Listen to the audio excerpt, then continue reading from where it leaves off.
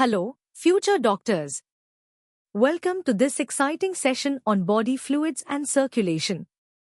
Today, we are diving deep into a fascinating aspect: how your incredible heart knows exactly how to beat. We'll explore the regulation of cardiac activity, from the basics of how your heart sets its own pace to the intricate ways your brain and hormones fine-tune every single beat. Get ready for an insightful journey through easy, medium, hard, and even the hardest concepts, perfect for your NEET preparation.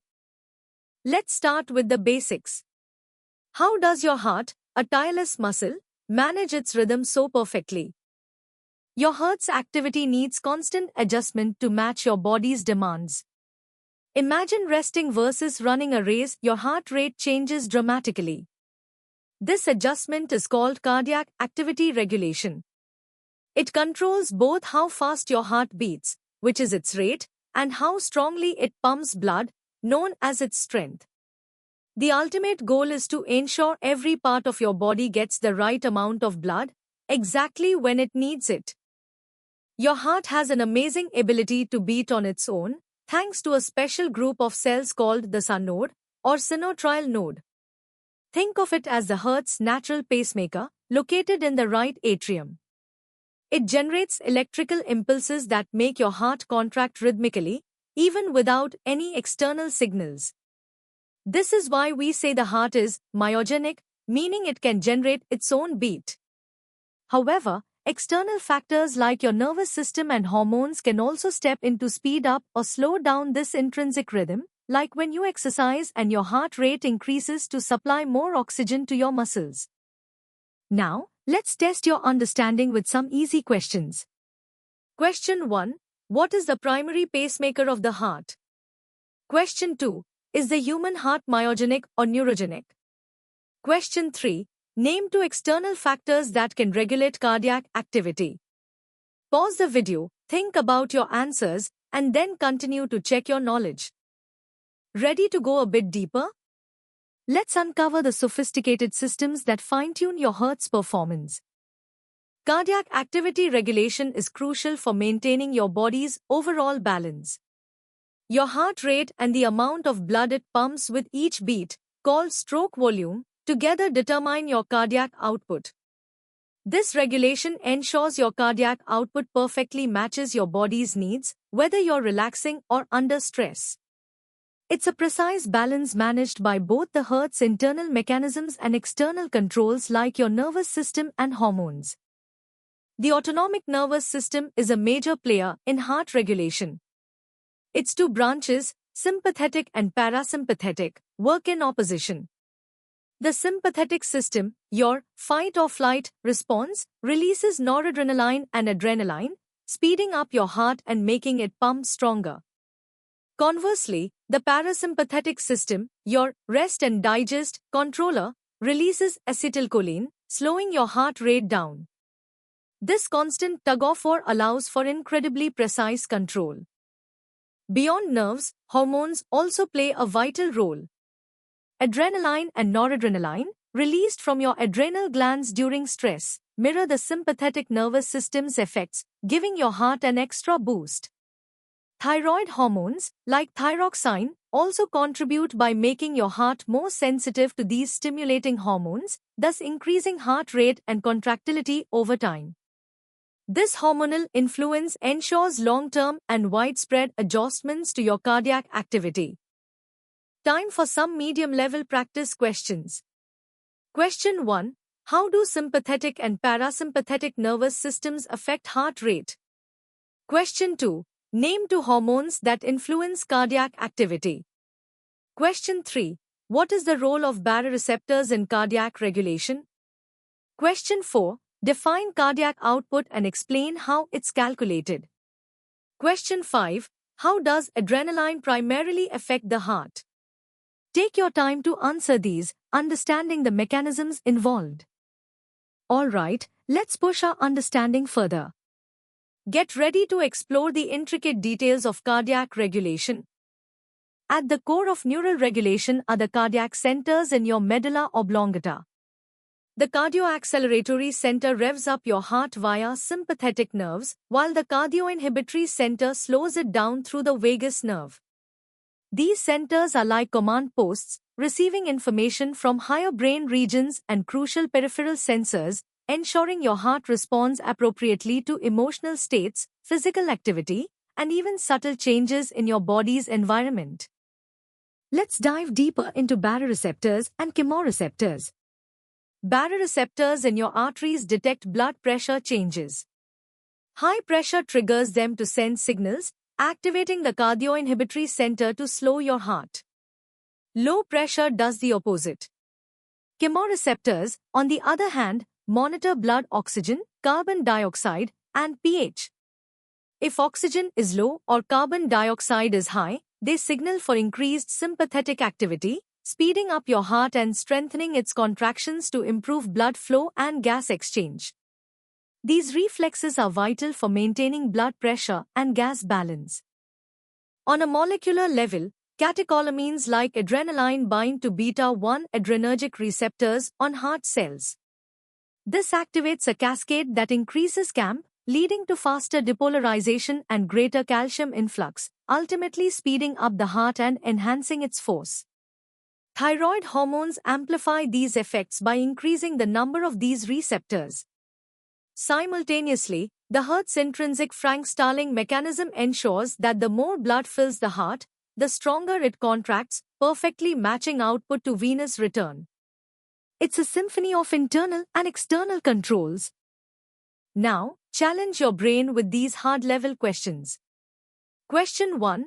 Explain the role of the medulla oblongata's cardiac centers. Question 2. Describe the baroreceptor reflex pathway. Question 3. How do catecholamines increase heart rate and contractility at a cellular level? Question 4. What is the Frank-Starling mechanism? Question 5. How do chemoreceptors influence cardiac activity? Question 6. What is the effect of thyroid hormones on the heart? Question 7. How do intrinsic and extrinsic regulations integrate during exercise? Pause, analyze, and then verify your answers. Welcome to the hardest level. Here, we'll explore the most complex, competitive edge concepts in cardiac activity regulation, essential for any ET success. First, let's clarify the myogenic nature of the human heart. Unlike neurogenic hearts that rely on external nerve impulses, our heart possesses intrinsic automaticity, primarily driven by the SA node. These specialized cells exhibit an unstable resting potential due to a slow influx of sodium and calcium ions, leading to spontaneous depolarization and the generation of action potentials. This fundamental property allows the heart to beat autonomously, though its rhythm is constantly modulated by external factors. Delving into the molecular details, sympathetic stimulation, through noradrenaline and adrenaline, binds to beta-1 adrenergic receptors. This activates a G-protein cascade, increasing intracellular CAMP, which in turn opens Funny and L-type calcium channels. The result? Faster depolarization, increased calcium influx, and ultimately, a faster heart rate and stronger contraction. Conversely, parasympathetic input via acetylcholine binds to M2 muscarinic receptors, decreasing CAMP and directly opening potassium channels, leading to hyperpolarization and a slower heart rate. This precise molecular fine-tuning dictates every beat. The baroreceptor reflex is a sophisticated negative feedback loop. Increased blood pressure stretches arterial baroreceptors, sending signals via the glossopharyngeal and vagus nerves to the nucleus tractus solitarius in the medulla. This activates the cardioinhibitory center and inhibits the cardioacceleratory center, leading to a reduction in heart rate and vasodilation. Chemoreceptors, both peripheral and central, monitor blood gas levels and pH. A decrease in oxygen or an increase in carbon dioxide triggers sympathetic activation, increasing cardiac output and blood pressure. Furthermore, systems like the renin-angiotensin-aldosterone system, or RAS, and ADH also exert indirect but significant influences, primarily by regulating blood volume and vascular resistance, thereby impacting cardiac preload and afterload. Understanding these regulatory mechanisms is crucial for appreciating cardiac output determinants.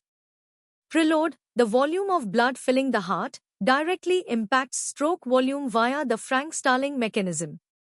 Afterload, the resistance the heart must overcome, and contractility, the inherent strength of muscle contraction, are also key.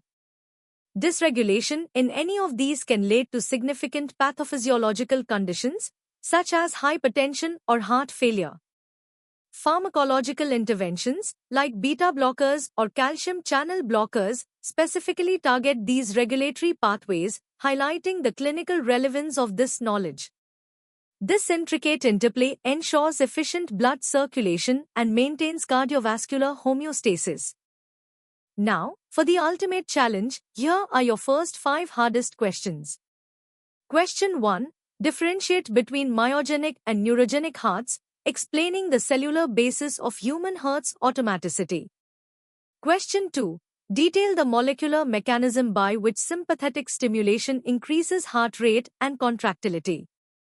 Question 3. Explain the precise pathway of the baroreceptor reflex, including the neural centers involved. Question 4. How does acetylcholine mediate its effects on the heart rate at a cellular level? Question 5. Describe the indirect influence of the renin-angiotensin-aldosterone system on cardiac activity. Take your time, these require comprehensive answers. Here are the remaining 5 hardest questions to solidify your expertise. Question 6. Discuss the role of central and peripheral chemoreceptors in regulating cardiac activity. Question 7. Elaborate on the 3 primary determinants of cardiac output and how they are regulated. Question 8. Explain the Frank-Starling mechanism and its importance in maintaining cardiac output. Question 9. Describe how thyroid hormones modulate cardiac function. Question 10. Name 3 classes of drugs that target cardiac regulatory mechanisms and briefly explain their mode of action. These questions will truly test your understanding of the topic. And that brings us to the end of our deep dive into the regulation of cardiac activity. We've journeyed from the basics of your heart's pacemaker to the complex molecular and neural pathways that fine-tune every beat. Mastering these concepts is vital for your NEET success. For more such comprehensive lessons, practice questions, and expert guidance, visit synapse.omaps.in.